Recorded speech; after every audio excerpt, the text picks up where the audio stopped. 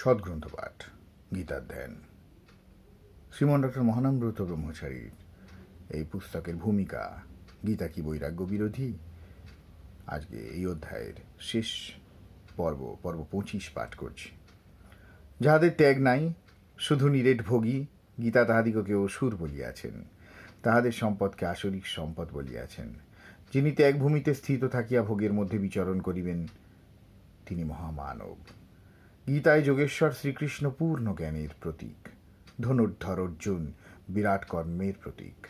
উভয়ের মিলনে ত্যাগ ও ভোগের একত্রীকরণে গীতা এক মহামানবত্বের উজ্জ্বল আদর্শ তুলিয়া ধরিয়াছেন বিশ্বজগতের সম্মুখে। বৈরাগ্য, রিনাউন্সিয়েশন ও কর্মবাদের অ্যাকশন, এই অপূর্ব সমাধান শুনিয়া শ্রোতৃবর্গ চমৎকৃত হইলেন। ছাত্রবন্ধুগণ জনে জনে আমার করমর্দন করিয়া কহিলেন, গীতার উপর অভিনব আলোকপাত করিলেন।